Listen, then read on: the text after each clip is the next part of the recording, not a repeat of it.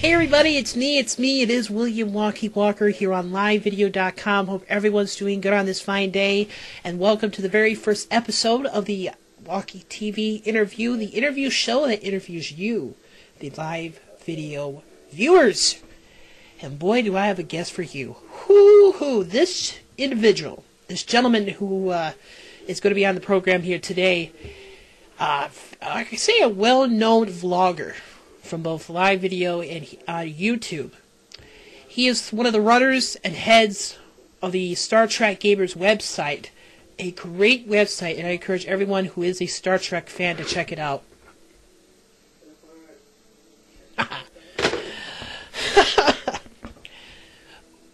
Well, he's not currently a vlogger right now because he recently left livevideo.com, but during his time here on livevideo.com, he had over 1,300 subscribers and made lots of great videos.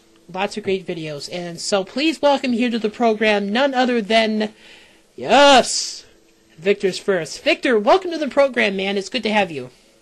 Whee! William Walkie Walker! Yeah. Hello! Live video. Remember me? Yeah, I think you do. By the way, Walkie at Star Trek-gamers.com. There's a plug, folks, for all your Star Trek gaming needs.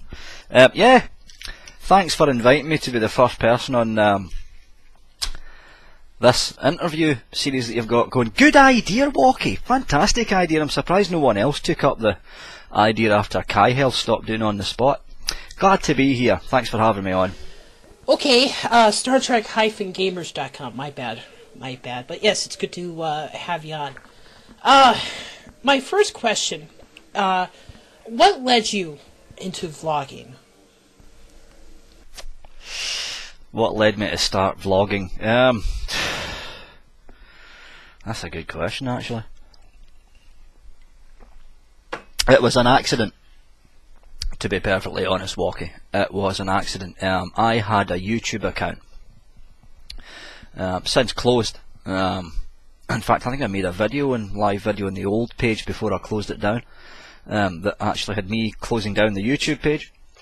But I didn't really do vlogs over there on YouTube. All I done was game footage. That was all, just game footage.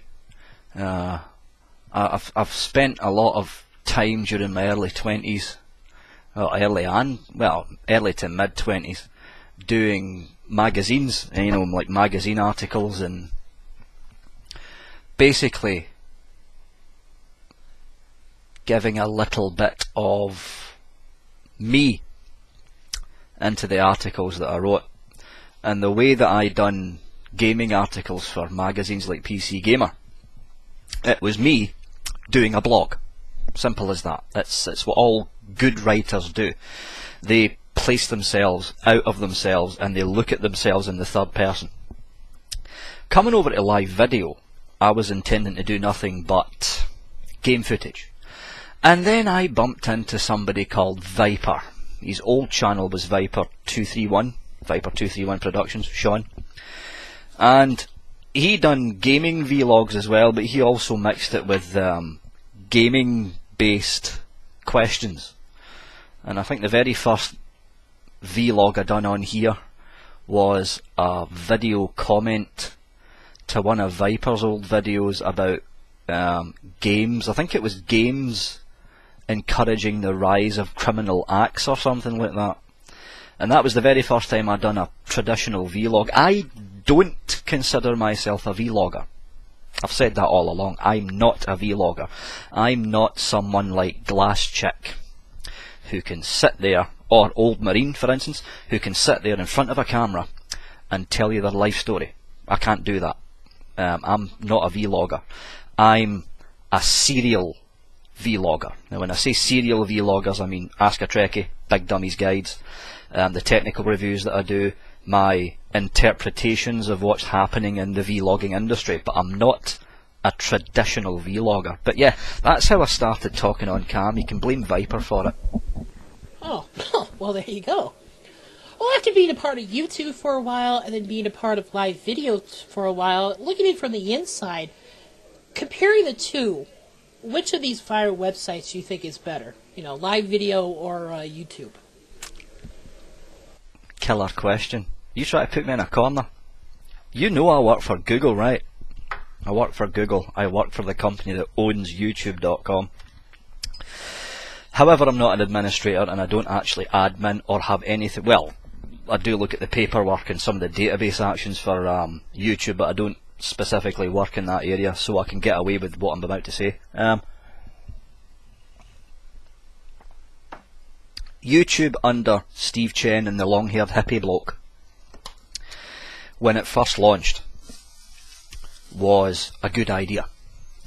It wasn't the first viral video site, but it was the first site to have mass media advertising. And then things went sour. They did not have enough staff to cope with the demand. When the Time magazine article came out, and I think it was beginning of 2006, I think the Time magazine article came out, they were not prepared for the influx. They had mass advertising and they didn't have the infrastructure in place to cope with the demand. That's when YouTube started having problems. YouTube as an idea was perfect. It was absolutely perfect. A site built by internet savvy people for internet savvy people. But from the midway through 2006 up to the present day, YouTube's become this fucking behemoth of a website. Much like Google is. It's a behemoth. You just can't stop it. You simply can't stop it. Right now YouTube's under, I think the final count was 237 DMCA infractions from companies like Warner Brothers and Time Warner and AOL and all that. But who's the best viral video site in terms of features? If you're talking about features alone, it's live video. It has got to be live video. For features alone, it's live video. But there's rumours going around, and it's just rumours, that YouTube itself is due for a relaunch. They're going to rebrand themselves. Now, I don't know if it's true or not. I know I work inside Google, but I'm not party to any of the specific info. But if from what I've been hearing is correct, when YouTube relaunches and rebrands itself, they're going to have so many features on the YouTube site, the new YouTube site, that if the new live video site's not launched yet, by that time, YouTube will win. But for right now, for right here, right now, it's live video on the old live video site as it stands right now. When the new live video site launches, and hopefully they launch it this year, it will wipe the floor with YouTube. But on the flip side of the coin, for administration and admins who pay attention to the actual community and answer the concerns of any vlogger who might happen to have a concern, YouTube beats live video. So it's a flip side of the coin. For features, you're on it, live video. But for staff and administration who actually listen to the populace and actually act on what the populace, not just me, not just you, well I'm not here anymore, but not just you, not just anyone, but everyone, it's got to be YouTube. 9 times, well, that's an exaggeration, 8 times out of 10, the YouTube administrators do answer emails. You're lucky if you'll ever get an answer off the live video admins. Good question. Trying to be back me into a corner. See, people are going to be phoning up Google now and saying, see that Victor, he's talking smack about you, and he's working for you, you should sack him. Yeah, whatever. Next question, Walkie. Okay, well, my next question is, what was one of the longest Ask a series on livevideo.com, Ask a Trekkie? What led you to start that show? Because it was a good show and, a lot of great stuff that you did. And my follow-up question would be to that is, what was your impression when other Ask a shows, such as like Ask a Stargate fan or Ask a Star Wars fan, started up? What, in your opinion, was your impression of those shows when it started up after the success of Ask a Trekkie? Ask a Trekkie was an accident. I'll be the first to admit it. Ask a Trekkie was an accident that happened at the right time, at the right place, on the right channel, basically. I get ribbed all the time for being a Star Trek fan. I mean, hell, Faye006 has made, what, 3 videos featuring me as the Star Trek geek? And it was a user called Brad Thunder, livevideo.com/Brad Thunder, another Scotsman. Hello, Brad, if you're watching this. He made a video, this was before Ask a Trekkie started, he made a video where he asked me some funny questions about consoles exploding on starships, and why, if these starships were so expensive and so well built, why did the console still explode? Didn't they have frickin' fuses, you know? And I answered that. I answered Brad's original video. And that video at the time, this was like in March, April, it must have been end of March-ish. And at the time I only had about what, 200 subscribers.